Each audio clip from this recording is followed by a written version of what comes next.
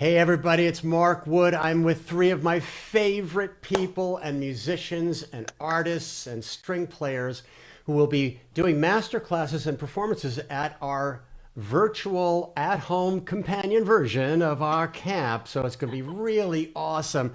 And we're hoping to really find out all the secrets and all the fun stuff. We had a pre chat just now about the industry, and we want to share that with you. We've got the great Eric Gorfain, we've got Alex DePue and Tracy Silverman joining us, three of my favorite people and players. If we can possibly do share a video from our last camp with Tracy and I and Alex on Whip and Post, it was awesome. We might share that.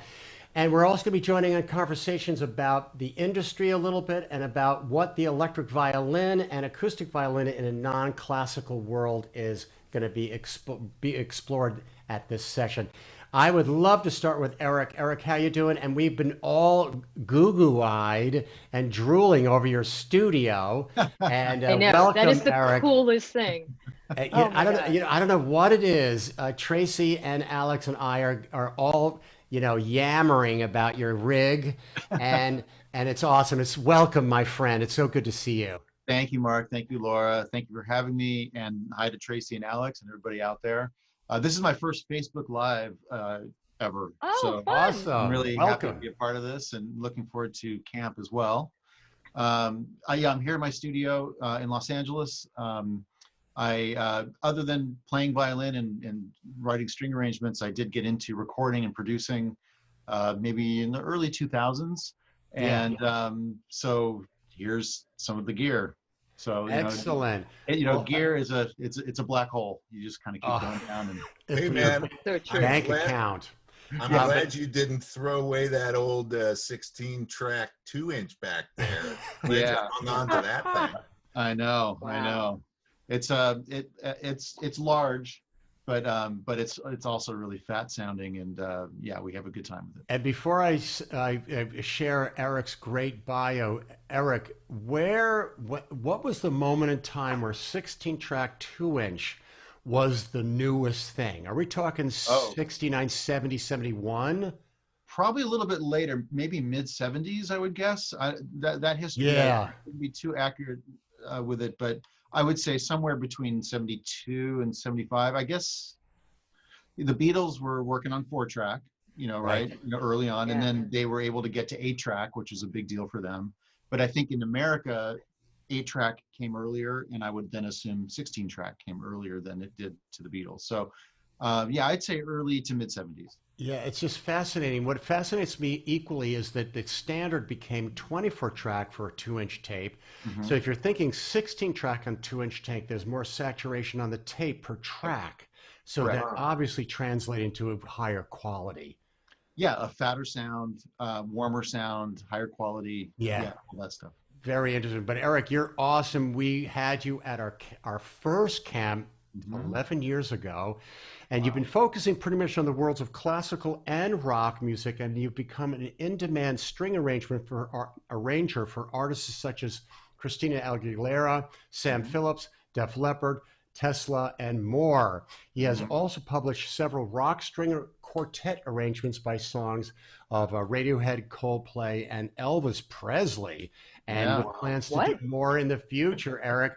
It is so great because I remember at our camp the first time you were so popular because everybody thinks they can arrange a Beatles song for a string quartet easily, and it's not that easy. Am I correct?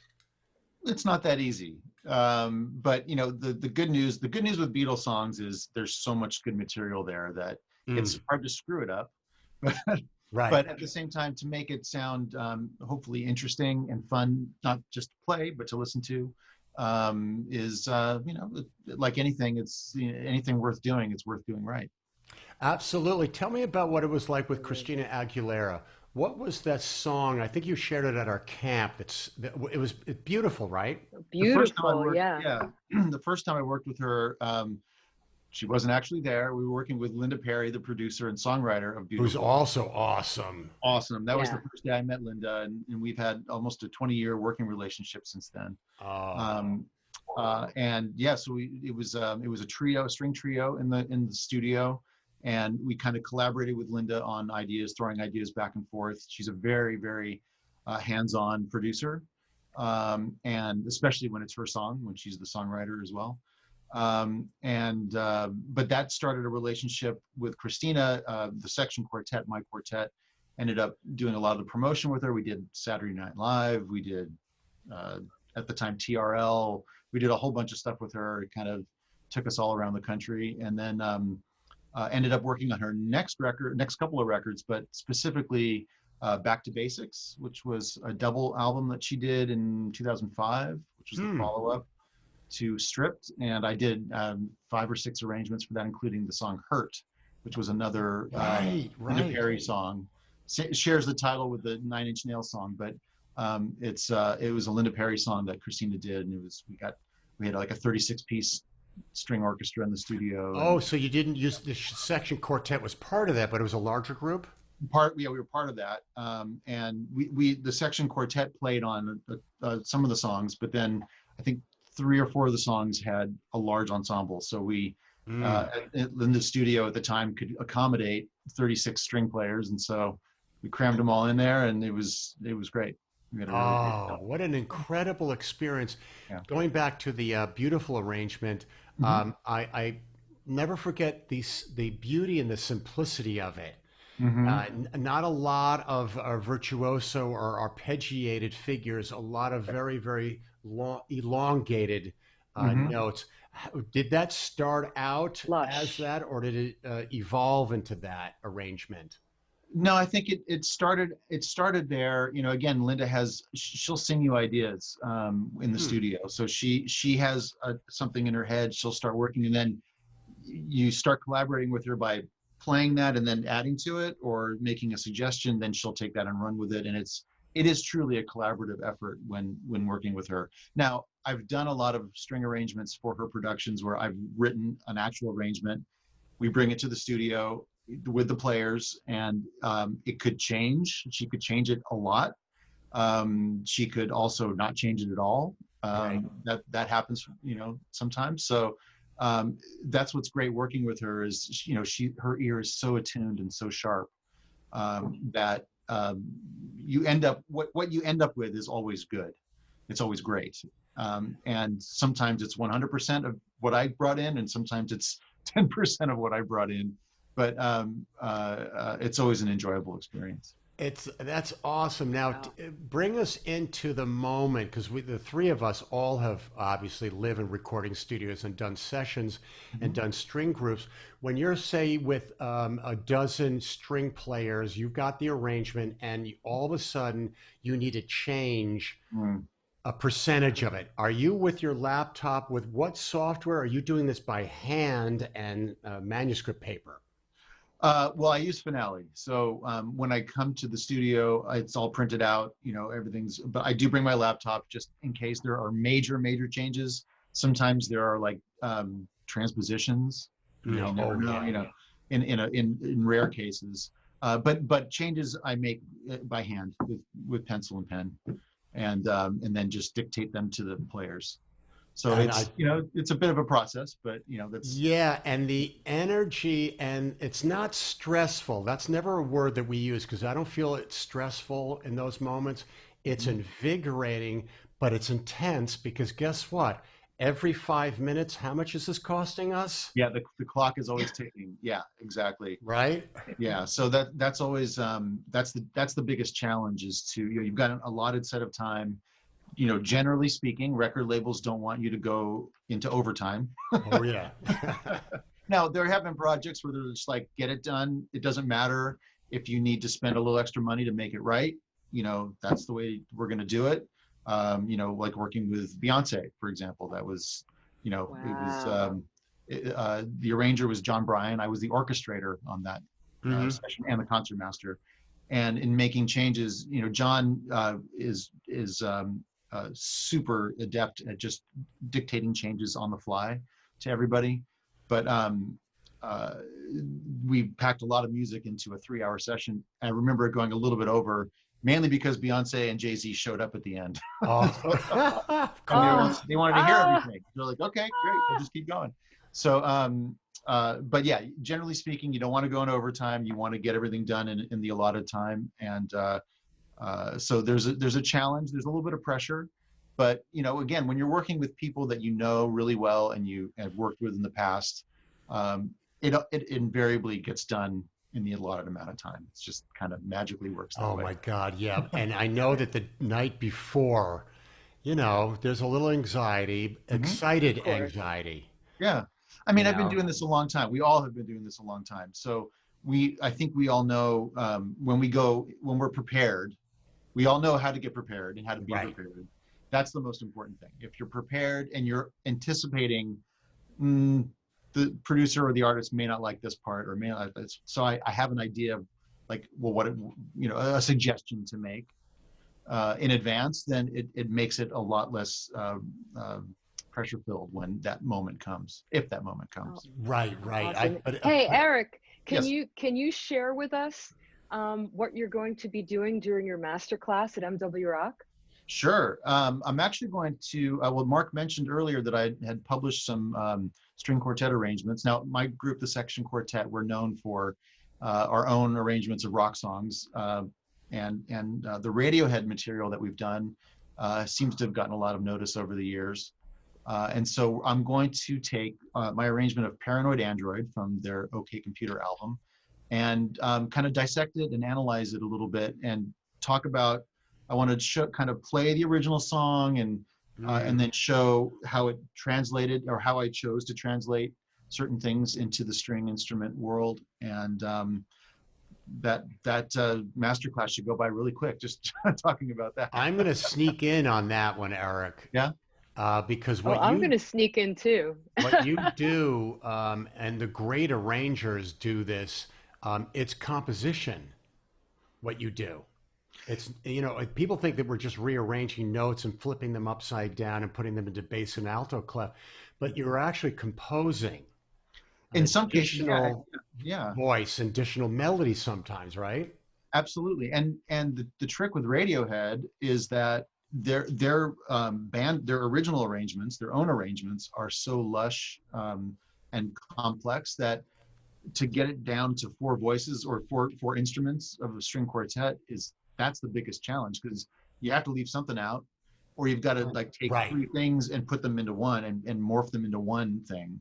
So whether it's rhythmic or melodic or harmonic, so there are a lot of choices to be made, and I have to give credit to my bandmates in the Section Quartet who also, you know, bring so much to the table. When I do bring in a new arrangement to them, you know, they bring it to life. And so that is also collaborative effort, and that's something else I'll definitely discuss during the masterclass. Awesome. Oh, that's awesome. We have a question from someone named Crystal who wants to know if Finale scores recordings automatically, and also wants to know what's the hardest part of arranging for strings. That's another person, but another question. So maybe you can tie all that together. So the question about Finale scoring recordings, I think the question is, does it like automatically, like if you just, I think the question is, does it automatically score the notes out for you? And no, it doesn't. There are, like in Logic, you can do some things where you can turn audio into MIDI notes, and it's fairly accurate. I don't know if anyone else here has Logic experience. That's what I primarily use. But it's not 100% accurate. So no, I actually arrange using Logic. So I'll use MIDI and a combination of MIDI and playing ideas, but then I'll, you know, with my violin, but I'll play the stuff into the computer. Then I'll export into Finale and make it look pretty. Yes, That's that's awesome. the best. Yeah. And then the hardest part of arranging strings, if I'm doing a rock arrangement for string quartet, the hardest thing is to kind of what I mentioned before, to what to leave out and what I deem able to leave out and what I want and need to put in. Also, how to how to musically score the melody so that it doesn't sound corny, but it also is faithful to the melody even if that means changing it a little bit. And then also the rhythm, because we're taking the drums out, we're not using drums. So, you know, trying to figure out how to maintain the rhythm and move things forward and not let things drag. So those are the biggest challenges. Right. And Eric, also what's interesting is that you have two experiences as the arranger. When you arrange something for where there is a singer, the rules are totally different. Totally And then different. when you do the same song instrumentally, you got to put the main melody in there and orchestrating that. It's an interesting thing. But when you're working with a singer, I find that that's the most challenging, is how do you keep out of the way, but not being invisible? Exactly. That's a perfect way to put it, Mark. The trick is always finding that thread or that path where you can be the strings, but not getting in the way of the melody. And then also, you're always dealing with the artist or the songwriter or the producer and their opinions and their sensibilities. So you're really threading a needle a lot of the times, trying to please everybody in their artistic vision. You not please. You want to fulfill their artistic vision because ultimately it's their song and their album and their production. But they are coming to you or to me or to the arranger to bring something to the table, and that's what I really enjoy, is when I am given some leeway to be creative and try to figure out a way to enhance the song, because it's always about the song. Right. But enhancing the song and the vocal without getting in the way, and also without, as you said, being invisible. Now, as Well, we I think wrap, just to jump back, can I just jump in for a sec? Just to jump back to Beautiful for a minute. I remember when we did it at camp in 2010, which was our first year. And it was such an empowering moment for not only the orchestra, but the singers that we had that year, because there wasn't a choir the first year. It was, in fact, I don't even think I showed up until the second to the last day. It was like, it's a string camp. I'll show up. But when I showed up, you guys were doing Beautiful, and we chose some of the string players to sing. And on the end, and everybody was just going, I am beautiful. I mean, they're coming up with their own things. I don't think there was a dry eye in the house. And every time we've done that piece since, it's your arrangement, and the strings are so lush and beautiful and emotional. It enhances and adds. And as a singer, it's lovely to sing to a bed of that stuff. It's like just bouncing on this fluffy bed of beautiful musical notes. That's the ultimate compliment. Thank you so much. Yeah, when the singer can say what you just said, then I've done my job. Yeah. So Eric, give us an idea, because the four of us here can name very quickly a string arrangement that we grew up with that blew our mind. What was it for you that blew your mind? Because as string players, we're not listening to the stupid singer. We're listening to the strings, What? man. What? Excuse me? We're not listening to that squawking noise on top of it. Who's the string arranger? Was there any song in particular? Well, I mean, I'm gonna be a little obvious here, and the Sgt. Pepper album, and probably, but you know what? It's actually She's Leaving Home. Even more than Day in the Life. Yeah, the harp and the string arrangement. And that wasn't George Martin. That was right. That was, I think his name was Mike Leander. Yep. Very good. Yeah. And that was a sad day when I learned it wasn't George Martin, because we all thought he was, and he is the god of and he was hurt by that, by the way. Because Paul wanted to do it. Yeah, Yep. Paul wanted to do it, and George said, "Okay, I'm available next Tuesday." Right. And he goes, no, I want to do it on Friday, and that was that. He got somebody else. So, which tells you a lot about the music business. Anyway. But that's exactly the example of George Martin, because even though it's a different arranger on that song, you're talking about "I Am the Walrus." You're talking about Eleanor Rigby. Rigby. Yeah. I mean, if you just listen, he did create the archetypes for pop string arranging, and he is an amazing arranger to study. horns and strings. So I can't say that, strongly enough. Yes. I'm sure everyone would agree. Everyone here would agree with that. He just kind of, I'll use the word, he invented it. Yeah. He probably wouldn't have said that, but he invented it, and we've all been just trying to, go from there ever since. Yes. Well, thank you, Eric. We're so looking forward to seeing you in a couple of weeks. You're going to rock the house, and it's going to be awesome. Thank you for joining us. Thank you so much. My next favorite person, Alex DePue. Alex, you're awesome, man. You're in another country. It doesn't matter. You're right here with us. Hi, Mark. We had, man, last year was just the year of years for our camp with you coming in. It was, I cannot tell you how powerful it was when I was rehearsing my electric orchestra and seeing you behind me sitting there listening. I was like, oh man, we got to blow him away because Alex DePue is in the house. We better be good. And it was crazy good.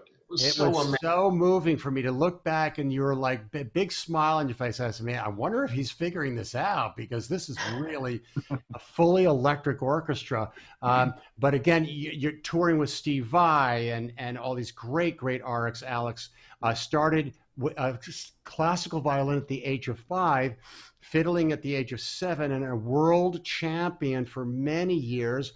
And with your background in classical violin, your entire family, everybody should look up the DePue family. It is incredible. You and we need to hang out on Zoom, live on Facebook, and go through that. Okay, so let's make a date soon for that. But the cool thing about Alex, bluegrass fiddling, jazz, hip hop, rock and roll, any type of improvisational style available. Alex is the master at it, and we bow down to Alex DePue. Oh my God. Now, I don't know if it's appropriate. Let's hang with Alex, and maybe we can find a little bit of the performance footage. How you doing, Alex? I'm so good. It's an honor to be here. And what you're describing while I was sitting behind you was me just absorbing the environment and finally getting a grasp as to what it was all about. And I got to tell you, I think I shared this with you in an email, but it literally brought tears to my eyes. Wow. Thank you. And especially amazed with the gentleman who runs the choir. The choreographer or the choir? Laura does the choir. Yeah, the choir and the choreography. It was just an amazing package. Yeah, Yes. I'm the choir vocal coach, and then we have Nathan Blake, who's our choreographer and movement coach. So yeah, he gets them moving, gets the string players moving too. Which is a great thing, by the way, Yeah. if I might interject. Yeah. And that's brilliant that you guys have incorporated that. Yeah, in fact, Friday night at 7 o'clock Eastern time, Yeah. we're going to be doing a hang party of watching the entire last concert of last year. Oh, wow. Yeah, the final concert. The final concert. Do you have a date and time for that? I'd love to be there. Yep. Please, Alex. This Friday, 7 p.m. Eastern on YouTube. Deb is going to post the link in the comments area. I sent her the link earlier. I think I did. Maybe I didn't. I sent her the link to something. Or I sent her the link to Whipping Post, which we're going to play a little bit of. But watch Mark's page, and we will we'll post a link to Friday night's watch party. So, and it'll be on YouTube so that as many people as possible can join us. So instead of just keeping it here, but it's going to be the entire concert. The Beatles orchestras, we had 2 Zeppelin orchestras last year. And of course the big finale, there were 200 people on stage, and it was really amazing. And it really came out great. So yeah, that's going to be this Friday, 7 p.m. Eastern on Markwood TV. So youtube.com/Markwood TV, you'll find it. Beautiful. Yes, but Yeah, Alex, I'll never forget meeting you for the first time in New York City. You were got off the tour bus of Steve Vai, and man, that touring must have been intense. Oh, It really was. exhausting, right? And the rehearsals prior, we spent 1 week, and we're talking 6 days per week, 10 to 12 hours a day with Oh, the master Vi leading these rehearsals. And we spent the first week of the 4 to prepare for just the European leg of the tour on one song. That song was the Grammy nominated Now We Run. aha. It took a full week of slamming that out 10 to 12 hours a day. And I remember, I'll never forget, at the end of that last rehearsal that week, he handed me the material for the next day of rehearsals. And he gives you that same look that he had when he couldn't quite beat Ralph Macchio in the golf course.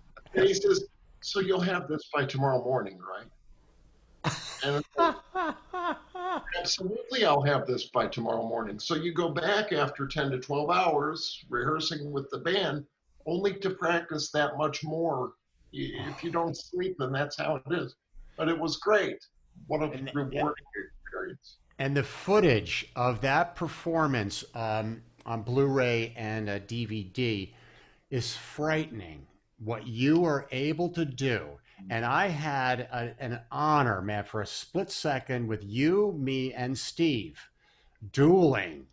Man, on Vipers and Steve on guitar between us. Remember that? I Oh do. my God, it was a thrill of my life. But to see the footage with you playing those intricate, man, people think of you more of a fiddler than a classical player like your brothers. But yet your classical chops must have come into play with his music. Am I right? Or was it more the fiddle style? It's definitely a combination of both because obviously, to play the Vi gig, there was a lot of reading. There was a good Right. balance between being able to read the spots off the page, and not only that, but it got to the point where once you internalized the spots from the page, he'd make it clear in any particular rehearsal that if he slides into a note, well, then you're going to have to slide too. Oh yeah. It's a little And he's gonna addendum, hear it. yeah, a His little addendum ears. on the process, and it was just a fabulous, rewarding experience to be under his tutelage. You learn a From lot. the rehearsals to the end of the tour, how long was that experience? About. Well, till the end of I mean, that took about 3 years total, to get Wow. the European leg, and then we did the U.S. and Canada, and then we went down to South America, which was Wow. I mean, that was a blast. Wow. And of course, the second Calhoun she's lovely. And it was interesting that he picked two different string players. You'd never Yeah, see that. his idea, and I'm not sure it was quite effectively communicated. If you were to watch the entire 3.5 hour production, it would probably become pretty evident by Right. then. But the idea was to have the devil on one side with your viper, and Right. then the other side would be the angel, Right. and premise. It was outstanding. And your solo is incredible. And you've been putting out these YouTubes of pop songs and rock tunes that are millions and millions of views. You are incredibly popular with the social media and the popularity of YouTube and the whole movement of today. But we can't forget your background and the quality and the mastery of that instrument. People, oh, Alex is awesome. Yeah, you know how many freaking hours Alex puts in and how much the four of us do? How many have you passed the millionth hour of your escapade? Amen to that. The answer is I spend every waking moment, delving into as much music as I can handle any particular day. It is my latest acquisition, and I'm not a big Oh junkie, yeah. but I Tell us finally about have it. this. This is a 1910 Ernst Kessler violin, and now I have no excuse if and when there's an audition for an orchestra. If I'm not prepared, well, then that's on me because now I have a violin that will serve the purpose. Now the violin that you have, that doesn't have a pick. Did you put a pickup on that thing and drill a hole in it for the input jack? Not yet, right? So that instrument, I'm guessing, is a couple of $100,000. Yeah, you don't drill holes in it, all right, Alex, please? Okay. You could put Whitner pegs or perfection pegs, maybe. I bet it has the original pegs, right? Yeah. As it turns out, would you believe it? I'm actually a purist. I'm shocking my own self these days. He gave me the option of getting these Whitmer pegs, and I'm like, what are Whitmer pegs? And lo and behold, they're like a gear Right. shifting. I'm not doing that. Can I interject? I had those on one of my violins, and I showed up to it was an educational morning gig, and one of them had popped out, had unglued.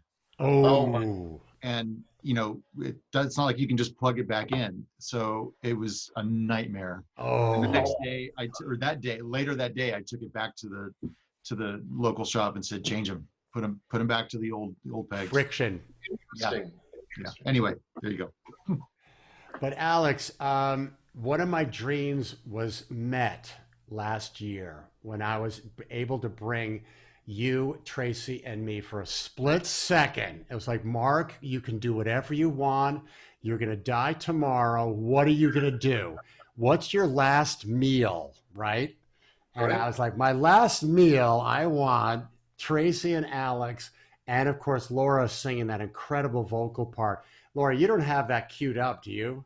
I do. Let's watch a couple of minutes of it because I don't know, it might freeze, but Deb is going to put the link. That's what she was going to put the link to Whipping Post in the comments. So Oh, yeah. It's on YouTube. I actually just made it public about 5 minutes ago. The entire song? The entire song. Yeah, is just public. the first, So, I think, gosh, I wonder if, okay, we'll see. okay, you can see this, right? Yeah. Okay, and let me get rid of that. Get rid of that. And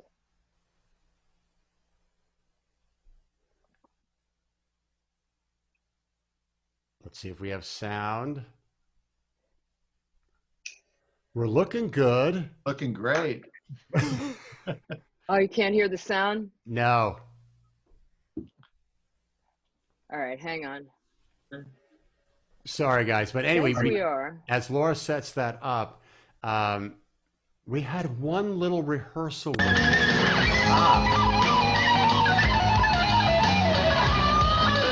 you hear it now? Yes.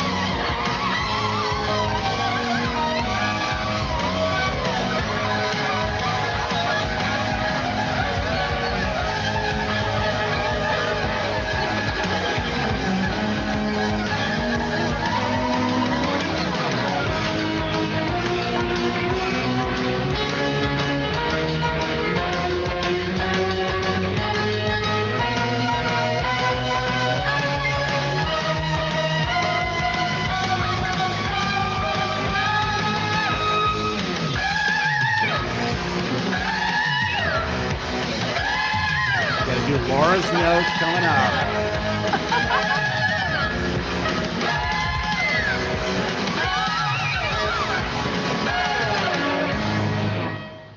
Sometimes I feel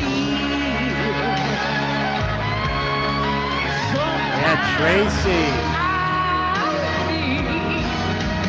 like I've been tied to the whipping post, tied to the whipping post. I've been tied to the whipping post.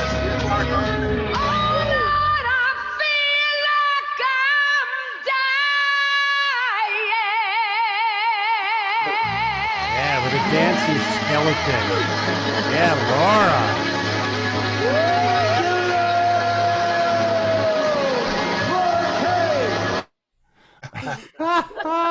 Yeah. Laura, crush. Tracy, my favorite part is we're all noodling incoherently and you go to one note. You hit Yeah. one note, and The it's only one that nobody played yet. and it stopped everybody in their tracks. It's like, oh, thank God somebody's stopping this nonsense with one note. But Laura Alex, had the note, though. Laura had the note. oh, I know. We can't Yeah. compete with those singers. I did have Sorry, the note. we can't compete with a singer ever. We'll all pretend that we can.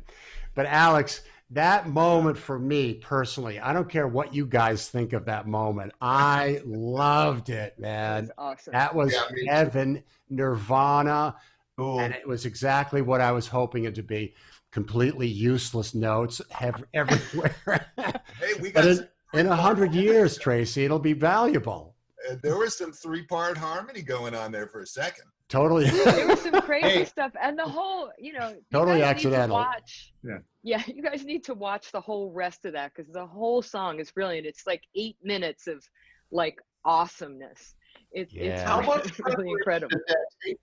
How much preparation did that take for you, Laura? Because you just killed it. You knocked that right out of the park. Well, Laura, tell a little bit about the story of that song. I'll give you 30 Well, seconds.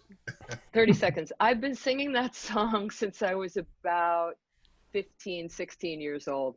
My dad was diagnosed with a brain tumor and passed away when I had just turned 17. And my coping mechanism was to lay on the floor in my room, turn my stereo up to 10, play whipping post, and sing that song at 11. So Spinal Tap reference there. Yeah. So, and Wow. I would sing I would sing that part over and over and over and over and over until I felt better. And my mom would be pounding on the door, stop that. It's really, I didn't care. It was music therapy and it was really important. So I've been singing that song.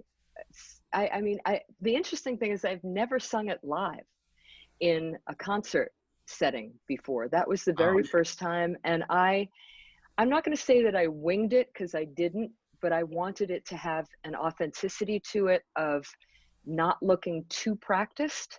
So since I knew it so well, I just really rehearsed it just a few times just to make sure I knew where things were and where things were happening. And then I just went for it. So, and trusted instincts, you know, because we all work off of instincts as musicians, do we not?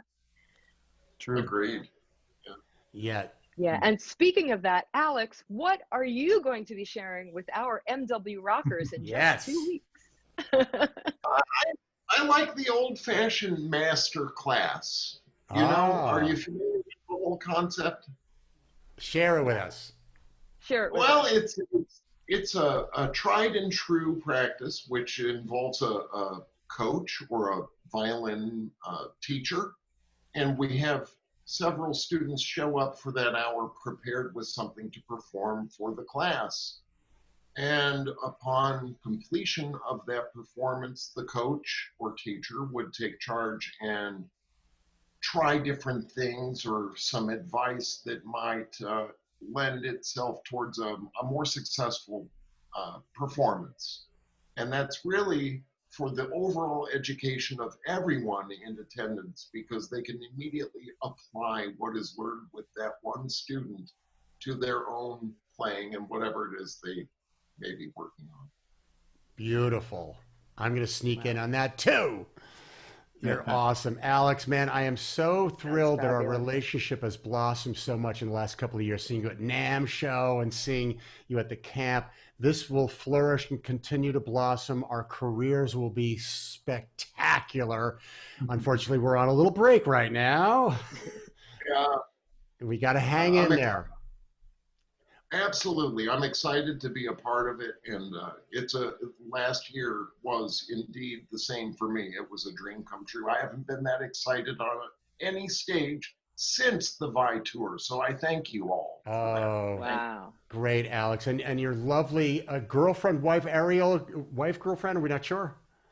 Aria is my Aria. fiance. And, you know, as you might imagine, the plans for such a marriage, which began prior to this whole world debacle we find ourselves in, has been, you know, that too is now in a bit of limbo, but we'll figure it out. Oh, good. Well, let's Well, give her a she's regard. amazing. She's awesome. She's amazing, and she contributed some incredible Yes. improv acting exercises for our campers. Because again, string players, singers, whatever kind of musician you are, if you're not a performer, Mhm. if you don't know the skills to be a performer, it's like, I mean, I speak about this at almost every one of these, but how many of us have seen these virtual videos floating around where it's just a bunch of heads and nobody's doing anything? Mhm. They're Right. playing and they're just sort of like, you know, that's not what MWROC videos are going to look like this year. This year, we're going to be coaching everyone how to be their own performer. And because the skills that we're going to impart to them are not only useful for the camp videos, but in everything, because we live in this world right now. And even when we go back to some semblance of normalcy, knowing how to be a performer when you film yourself, when you record yourself, is critical to making a statement for yourself in the music industry, whatever the music industry might be. If you have to do something to stand out, and the best way to stand out is to be yourself, because there's only one you. So you just have to know how to access that and get it out there in a big, giant way. So that's what we're going to be working on very soon, which makes me very excited. Yes. Yes. Thanks, Laura. And now Tracy. Oh my goodness. Woo! We could be doing this for hours with my man. We could. We kind of could. And when we started camp 10 years ago, you were the first person I thought of. I got to get Tracy, because your commitment for the highest level of excellence in the electric string world is incredible. The contribution to the repertoire, the development of the 6-string electric violin, and the groundbreaking work with John Adams, Terry Riley, all these incredible people. And you're an in-demand clinician. You've got a new book, which I want to talk about. And you're on the string faculty at Belmont University in Nashville. Ladies and gentlemen, Tracy Silverman. Thank you. And most importantly, we go way back. A couple of years. Mark and I go way, way back to the prehistoric days. There was electricity, though. We barely, and, we didn't quite know how to harness it for good. No computers. You know, we were just figuring out which tubes and which knobs to turn back then. But yeah, no, we go way back to the very earliest iterations of your electric violins. I mean, I remember seeing Come to Papa with the violin with the hand and Right. the knife blade through it, which is right back there. And I was rehearsing in the basement of a bagel store in Co-op City in the Bronx. Right. The progressive rock band that we rehearsed for 2 years and never played a single gig. But the guitar player, Jeff Pankin from that band. Right. If you're out there, I haven't talked to you in many, many years. Hello. And Benji Garfinkel, who may be watching this because we keep in touch on Facebook. I think Jeff had said to me something, and this is way before anybody even thought about an internet ever happening. Jeff said something to me like, oh, you got to check out, there's some Looney Tunes guy out on Long Island who's got an electric 6-string violin. I was like, no way, you can't, there's no way you can make that work. He's like, yeah, you know, so somehow, I don't know how I tracked you down through like an ad in the Penny Saver or something. I mean, there was no internet. Somehow I got your phone number and found you, and then the rest is history. And I was like, dude, you know, you're like, yeah, come on out. And you took me to the workshop, your dad's workshop there. Yeah. And where you were building instruments, and taught me how to make them out of remember the copper welding wire that we would bend to the shape, the outline of a violin. Yep. Epoxy it, paint it, you know, Dayglow orange, which was, this was the I 80s. wish we had pictures from that. I don't have, you know, I made like 3 of them and I don't know what happened to them. I've moved a few times over the years and somehow they... That was historic, because we're talking 78, 79. probably thinking, right? 81, I think. Oh, 81? Yeah, I think. Because you had graduated Juilliard. I graduated in 80, and I think it was like that summer, like right after or something like that. Yeah, and if I, 80 or 81, if I stayed at Juilliard, we would have I would have graduated probably a year later or earlier than you. I think that was the scenario. But yeah, you survived. You got a degree, man. Ouch. Like I like to tell people, it took me years to forget everything that I learned at Juilliard. But you helped. You were very helpful in that. No, because really, I mean, what I actually very with a real agenda set about playing 6-string electric violins. I used to, back then you were playing them with like a studded dog collar, Right? like from some shop, and around your neck, and with these crazy instruments. And I was playing it with a guitar strap all the way down, like on my stomach, way down, so you couldn't possibly get out of first position. More than the bottom few inches of the bow, because it was way down on my stomach, and just playing rhythm stuff for my band, and trying to not sound classical, trying to sound like a guitar. Right. And that's a tough one. I spent about 10 years just trying to sound like guitar. So it's funny when you were asking like what was your favorite string arrangement and stuff like that, I'm thinking like, gosh, the only string player I think I ever listened to was Jean-Luc. Right. Other than that, it was just guitar players, because I just wanted to sound like a guitar. But how weird is it that you and I, over 40 years ago, were the only really two people at that time, other than Jean-Luc and Jerry Goodman and Sugarcane Harris and a handful of other electric players. You and I were a product, had a similar product, classically trained, a musical family, Juilliard, and then chaos. But the thing that was really different about you and me back then, and we were really the only two, I think, is that we were exclusively using distortion. Like all of those other guys were playing clean or mostly clean, a lot of times on acoustic or semi-acoustic, Barkas Berry violins or whatever. But we were playing solid body instruments that had no intention of ever sounding acoustic. We just wanted to rock, and it was distortion, big muffs, and and loud amplifiers. Oh my God, it was deafening. Nobody else was doing that. And it totally realigns not only your brain cells, but your technique. Because your bow use is totally different.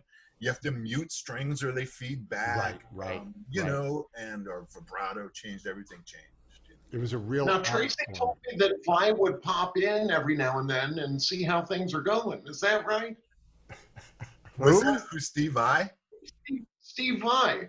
Well, he was popped in. He was on Long Island. Yeah, I would bump into Steve when Steve was just out of Zappa's band. Yeah, that was a hoot.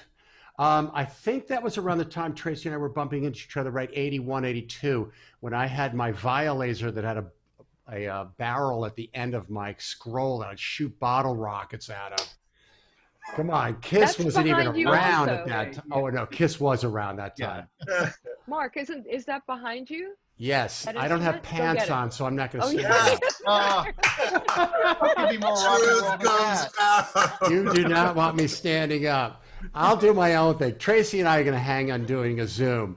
But remember the pathway that Tracy took, and following Tracy's trajectory into the music industry, the Turtle Island String Quartet version with Daryl, you, Danny, and Mark was unbelievable. Tracy was part of the Turtle Island String Quartet for a couple of years and did one of the best records ever done. Help me, what's the title of it again?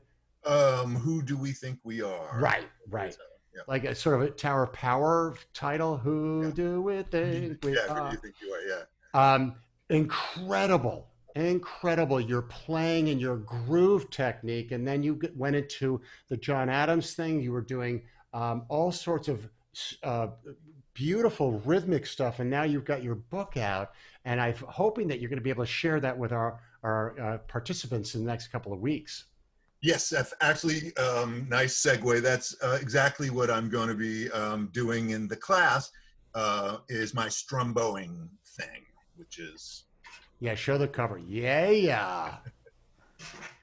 So yeah, in fact, what I've been doing actually in for the last pandemic is recording an online course version of this, like a video lesson. Oh, wow. Oh, great. Going through the book, and so I go through the book, and now I'm sort of doing a second book, sort of like an advanced version of that. That's a bunch of new etudes and stuff like that. Oh, when is that going to be ready? Probably in a couple of months. It's Can you premiere some of it? Oh my a God. lot of video. Oh, there it is. There we go. The double neck. Oh man. Yeah, it's right behind me, man. That thing. Dude, you're all buff. You're like, Can you believe it? But did you see how I was holding the bow? Come on. That's the way to hold a bow.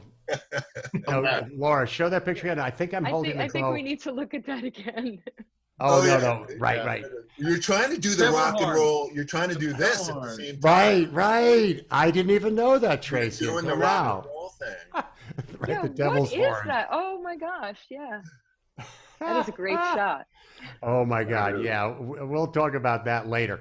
But also your work, which I tend to listen to a lot when I'm working and doing non-musical stuff. I put your record on that did the paintings. I forgot the name of the CD. Yeah, Between the Kiss and the Chaos. Yes. Oh my goodness. And you've done that at camp, and your performance at camp which we want to share with everybody in the next couple of months.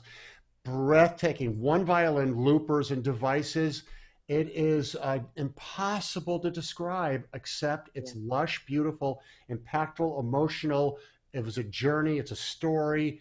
It's the paintings that you were exhibiting. What was that like? Are you able to do a lot of that by live with just your pedals? That's what I've been doing for years. Is these solo shows with looping. I've been using the Boomerang as my looper of choice, and I've got a bunch of sort of pop arrangements of tunes like Stevie Wonder and Jimi Hendrix, stuff like that. I love that, man. I've been doing a version of Pharrell Happy, but in 7. Oh, That's kind of fun. Started doing that. I've got like a duo Dance version. Yeah, that I do with Future Man, from Bela Fleck. Oh, I'd love to hear that. Special Oh, guy. that's We do that. awesome. Roy. Do you have a recording of that yet? I don't think we've recorded it. Actually, wait a second. I don't know. You dig it up, because that's a hoot, man. Happy in 7. Yeah, which is what makes me happy. A So dancer with one leg.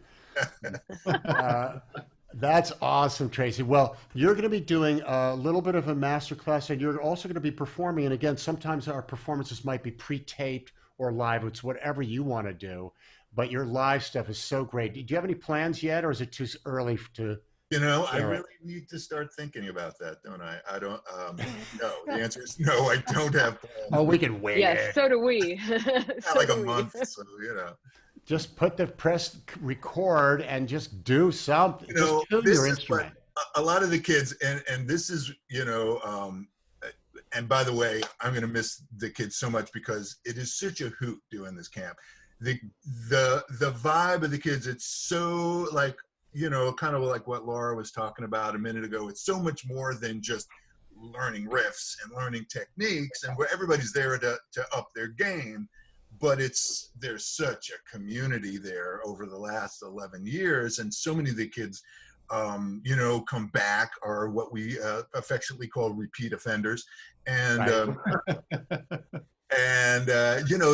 and bringing all of their gear and their clothes and all of the stuff, and it's camp. It's music, but it's also camp.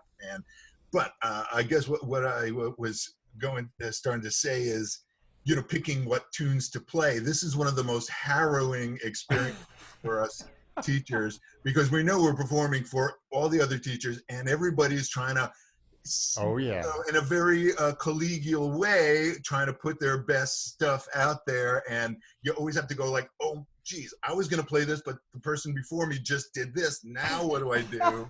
And so, you know, we're all kind of, so yeah, I have not made that set list yet for my performance. And, you know, it's going to be tricky because, you know, it usually changes at the last second. So I don't know how that will work this year. But Oh, well, I'm sure it's going to be great. And this year is going to It's be going to be great. extra special because we could all stay at home without our pants on and enjoy the camp.